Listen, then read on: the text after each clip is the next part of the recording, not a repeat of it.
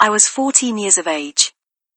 I was a deeply unhappy youth, due to vicious bullying at school, the suicide of my father a few years prior, and gender identity issues which seemed insurmountable at that age. Suicide was very strongly on my mind.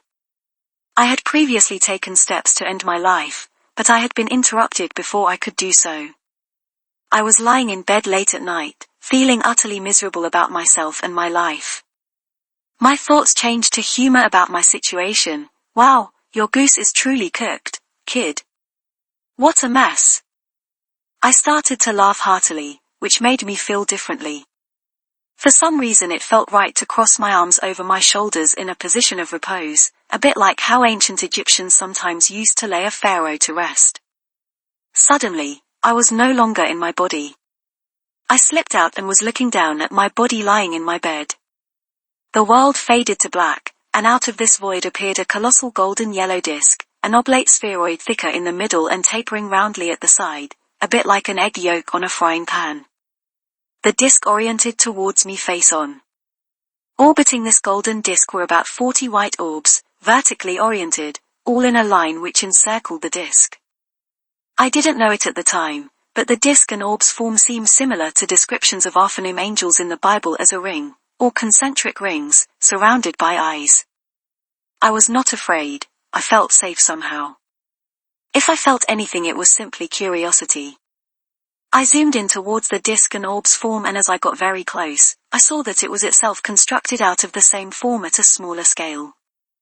The zooming continued in, and recursively each sub-level was made from the same form. Then, the zooming slowed, paused, and reversed. I zoomed outward further and further in the reverse process, where each of the smaller forms, which zoomed away from me into the distance, was replaced by a colossal version of the same form, which it constituted. This was clearly some kind of fractal structure.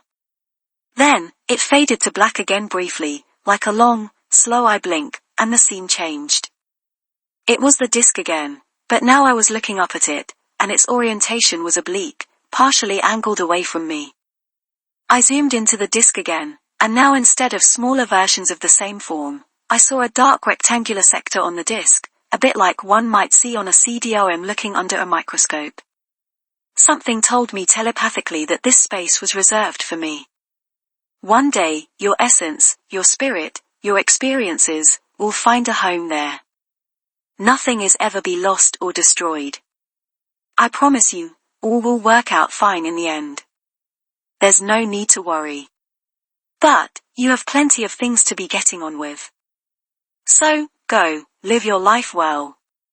I felt so much incredible love from this entity.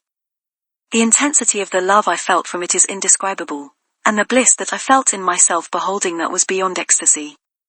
Suddenly, I was back in my body again, still with incredibly intense feelings of love, joy, and acceptance.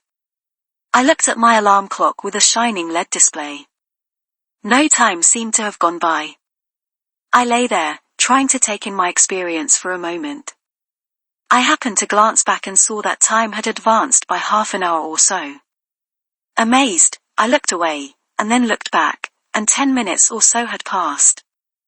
I started blinking and darting my eyes around, and every time the clock display advanced several minutes. Slowly the rate of time observed began to slow. Only a few minutes passed.